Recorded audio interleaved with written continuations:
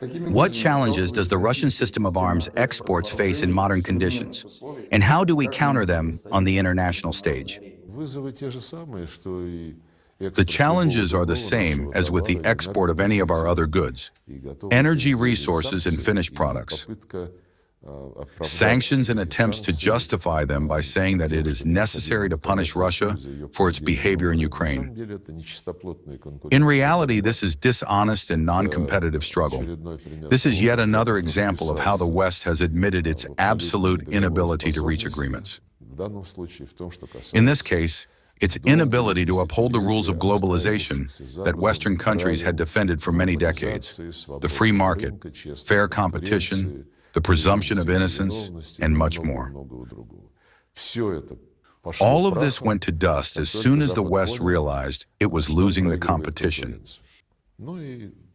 It clung to any pretext. In this case, our special military operation happened to be convenient. Although sanctions against the domestic and defense sector had been introduced long before it.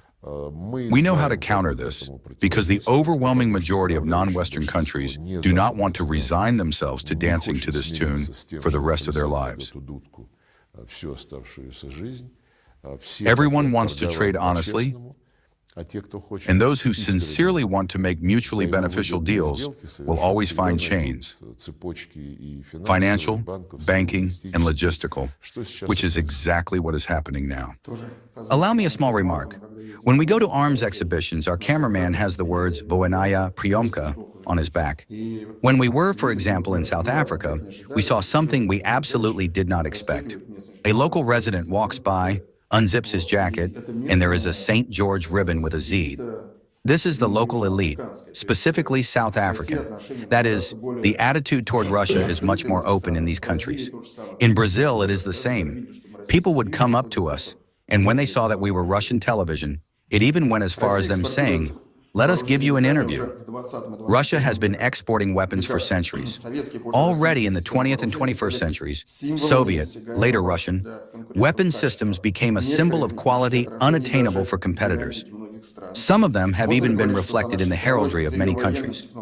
Can we say that our country, with its military, technological, and historical legacy, has now secured a reputation as a reliable guarantor of security? The short answer is yes, absolutely. We have said that our products are completely competitive. They are infused with glory, including the glory of the struggle against colonialism. The Kalashnikov is a symbol of decolonization. And African countries remember perfectly well how their grandfathers and fathers achieved independence with the help of Soviet weapons at that time,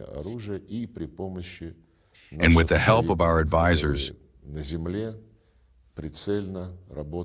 who worked directly on the ground on the tasks that the newly independent states were solving in their struggle against colonialism. So even in modern conditions, already in more advanced technological circumstances, we do not concede anything in this race. When reports come from various air technology showcases or other military equipment exhibitions, I am proud of how our products are received.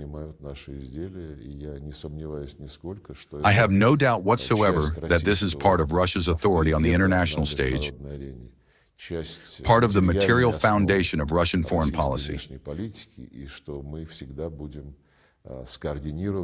We will always, in a coordinated manner, promote the tasks set by our president in doctrinal documents regarding Russia's actions and the protection of Russia's legitimate interests on the international stage.